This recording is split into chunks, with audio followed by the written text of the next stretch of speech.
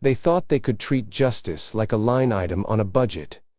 But they forgot one thing: once you see how the lie is constructed, you can't unsee it. This is the story of how I watched my company manufacture a fake reality, and decided to burn their illusion to the ground. I used to think that hard work was the only currency that mattered. I believed that if you sat in your cubicle longer than anyone else, if you stayed late to polish every slide deck, and if you made yourself indispensable, the world would eventually notice. I thought there was a scale inside every corporation where merit went up on one side and reward came down on the other. It turns out, the scale is broken. In fact, it's weighted with lead on one side to make sure the people at the very top never have to feel the weight of their own failures. My name is Elias, and I spent 6 years climbing the ladder at Sterling Financial. I wasn't just an employee, I was a believer. When the company announced its new Equity and Inclusion Initiative 3 years ago, I actually felt proud. We had a public mission statement about building a diverse workforce that reflected the world we lived in. They put up posters in the break room. They hosted seminars on unconscious bias. They even published an annual report filled with colorful bar graphs showing how much progress they were making in hiring underrepresented talent. I was a senior analyst at the time, working directly under Marcus Thorne, the chief operating officer. Marcus was one of those men who wore charisma like a designer suit.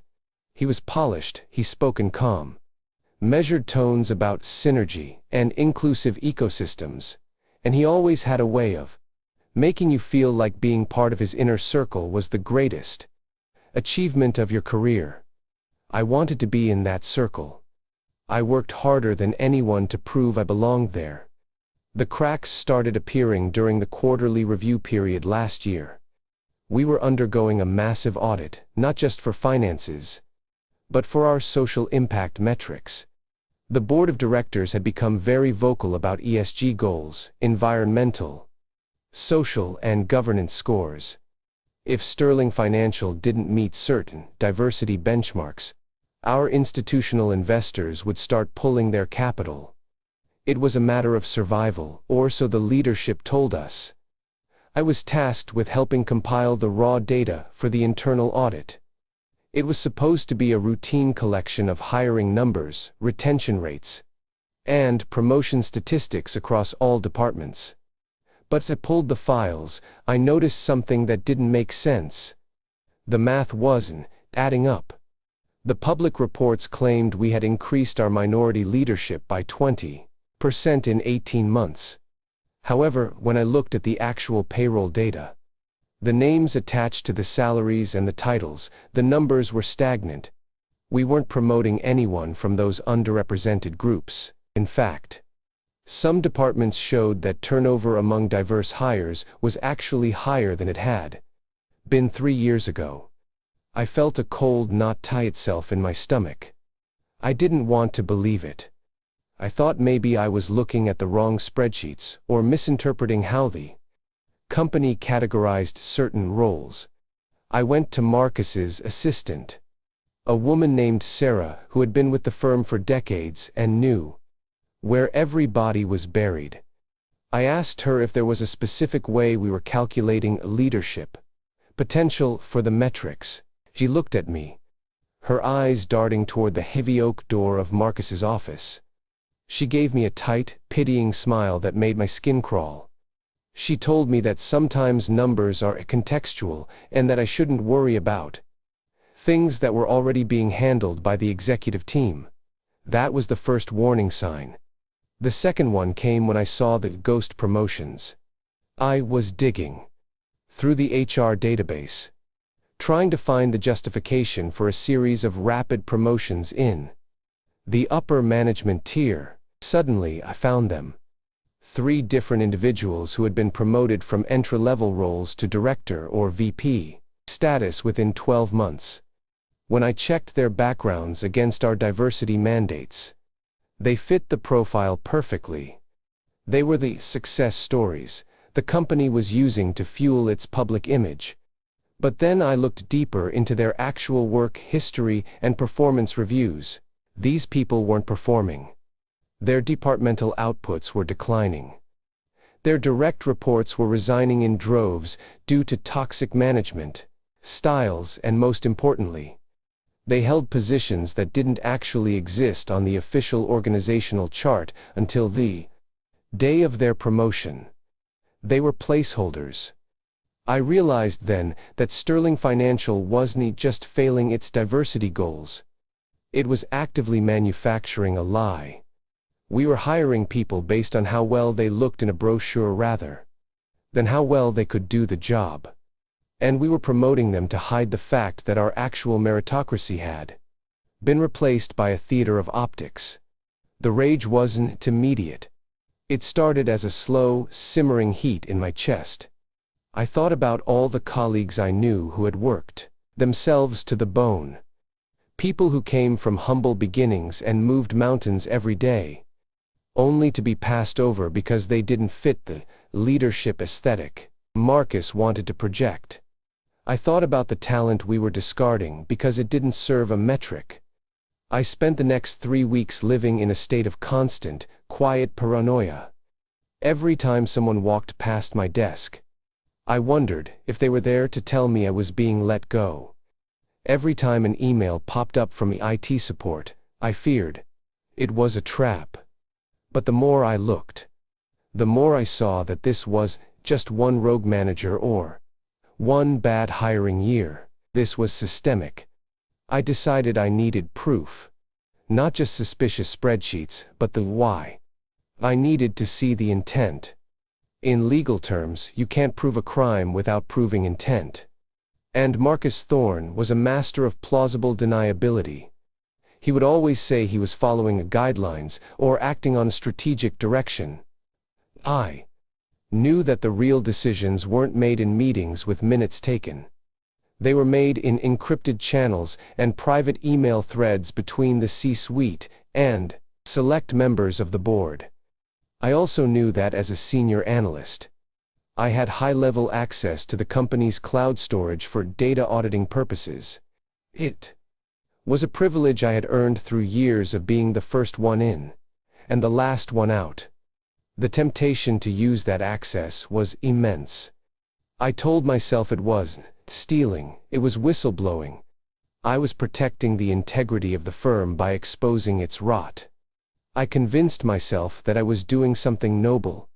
Even as my hands shook while I searched the directory for executive correspondence, confidential, I found a folder titled Strategic Demographic Alignment. My heart hammered against my ribs like a trapped bird. It wasn't hidden in a subfolder or encrypted with a complex password. It was kept right there, tucked behind layers of administrative jargon that assumed no one would ever think to look for something so brazenly dishonest. I opened the first file. It was an email from Marcus to the board chair. The subject line read, Q3 Metric Correction Strategy. The content made my blood turn to ice. They weren't talking about how to improve diversity. They were discussing adjustments to the data reporting software. They had instructed the IT department to create a script that would automatically reclassify certain demographics during the end-of-year audit. If a hire was from an underrepresented group, their status would be flagged as high potential/diversity track, which automatically bypassed several standard performance reviews and fast-tracked them for promotion in the system. It wasn't just a mistake, it was code. They had written software to lie for them. I scrolled further. There were emails discussing how much it would cost in potential legal fines versus the benefit of maintaining high ESG scores with their major investors. Had run the numbers. They decided that being caught was less expensive than actually doing the work.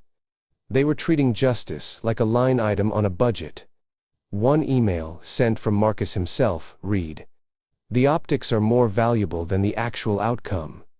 Let's ensure the year-end report looks flawless before the SEC audit." I sat there in the dim light of my monitor, feeling incredibly small and incredibly powerful at the same time. I felt a sense of clarity that was almost terrifying. For years I had played by their rules. I had accepted the crumbs of meritocracy they threw my way while they built an empire on illusions. They thought they were untouchable because they controlled the narrative. They thought they could buy their reputation and then use that reputation to bury anyone who noticed the truth. But they had made a fundamental mistake. They assumed everyone was as greedy or as cowardly as they were. They assumed that once someone saw the view from the inside, they would be too busy enjoying it to care about whether the building was standing on solid ground. I spent the next several nights carefully harvesting the evidence.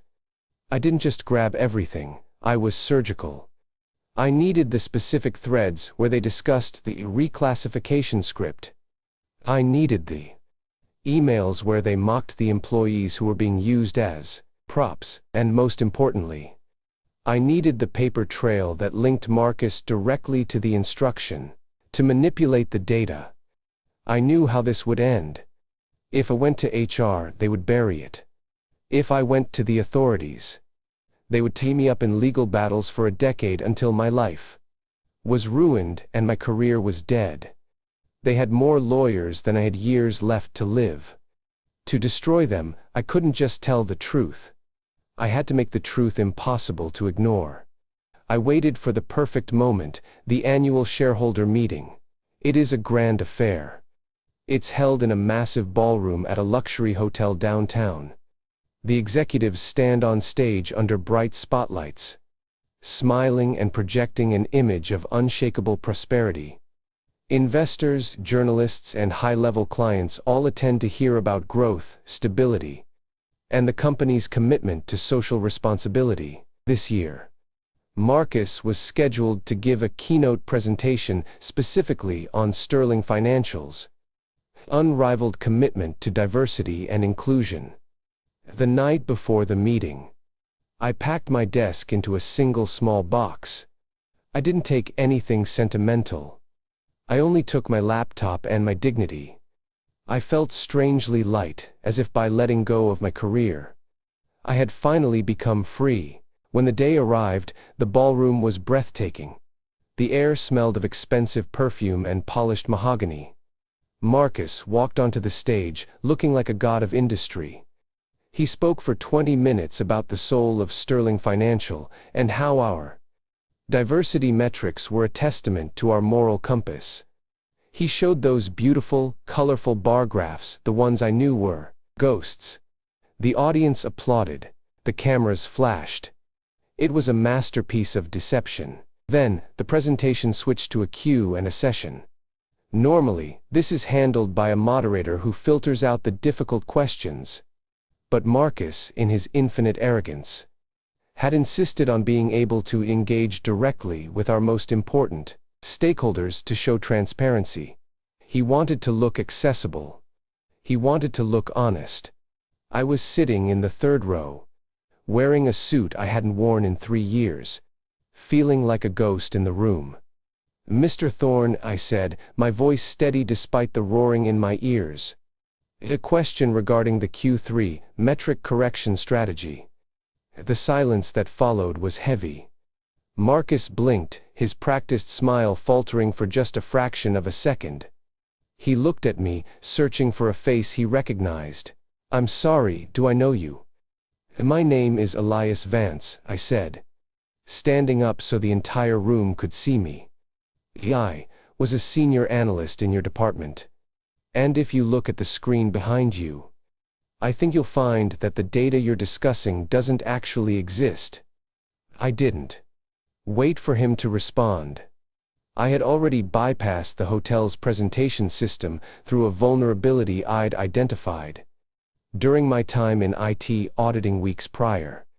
As I stood there, the massive projector screen behind Marcus flickered and changed. The colorful bar graphs vanished. In their place appeared the raw email threads. I saw Marcus's own words scrolling across the wall for hundreds of people to see. I saw him discussing the cost-benefit analysis of lying to the SEC. I saw the instructions to the IT department to implement the reclassification script. I saw the mockery directed at the very diversity hires he was currently praising. The ballroom erupted. It wasn't just a murmur, it was an explosion of outrage and confusion. Journalists scrambled to their phones. Investors began shouting questions. The security team moved toward me, but they were too slow. The damage was done. The lie was no longer private. Marcus Thorne didn't look like a god anymore. He looked like a small, panicked man caught in a spotlight he couldn't hide from. He tried to speak, but his voice cracked, and the microphones picked up every stutter of his desperation. He looked at me, and for one single moment our eyes met. I didn't feel triumph. I didn't even feel happy. I just felt an immense, overwhelming sense of relief. I walked out of that ballroom before the police arrived or the lawyers could reach me. I walked out into the crisp night air, through the side exit, and kept walking until my legs ached. The aftermath was a bloodbath. Within 48 hours, the SEC had opened an investigation. Within a week, Marcus Thorne had resigned to spend more time with his family, though everyone knew he was being pushed out before the handcuffs could click shut. The stock price plummeted, and Sterling Financial spent the next 3 years fighting for its survival in the courts. I didn't get a massive settlement. I didn't get a new job in finance. In fact, most of my former colleagues won't take my calls because they're afraid the taint of being associated with me will ruin their chances at employment. The industry is small, and they don't like people who break the illusion of stability. But I have something else now. I have a small consulting firm. I work for nonprofits and smaller organizations that actually want to do the work. The real, difficult, unglamorous work of being honest. It doesn't pay as well as Sterling did. But when I look at my clients' books, I don't have to worry about what a script might be hiding. I used to think that hard work was the only currency that mattered. Now I know better. The most important currency is the truth. It's heavy, it's difficult to carry, and sometimes it can destroy everything you've built. But at least when you're standing on it, you know you aren't falling.